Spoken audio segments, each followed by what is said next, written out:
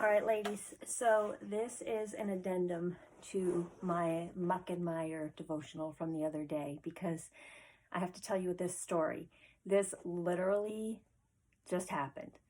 And it was so funny because after it happened, my kids were like, this is probably a blog post for you somewhere. And I was like, no, this needs to go on my videos because this is exactly what I was talking about with my devotional the other day. So the other day we talked about Psalm 40, how he lifted me out of the muck and the mire, or the mud and the mire, and he set my feet on a rock, right? And we talked about how the mud and the mire is filthy and dirty, and then he sets your feet on a rock.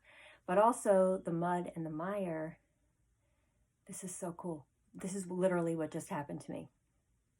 My son was catching frogs in our stream, and he was on the other side of the stream, and I was in a chair watching him. And his boots got stuck in the mud. And he tried to get out. He could not get out.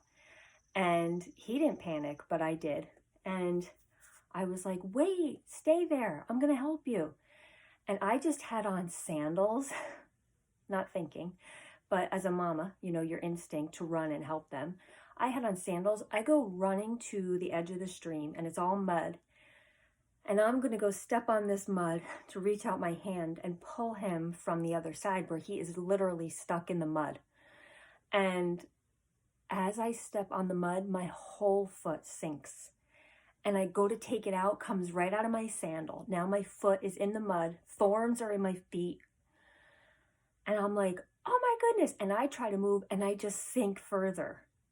And now I start screaming, Steve, come help us. So now he's stuck in the mud. I'm stuck in the mud.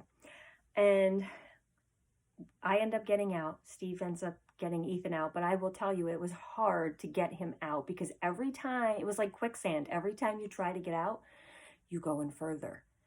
And so kiddingly, my sons are like, oh, Mom, that was like a blog post, I'm sure, for you somewhere, because they know how I am. I turn everything into like a spiritual lesson. But I'm like, no, literally, I just talked about this.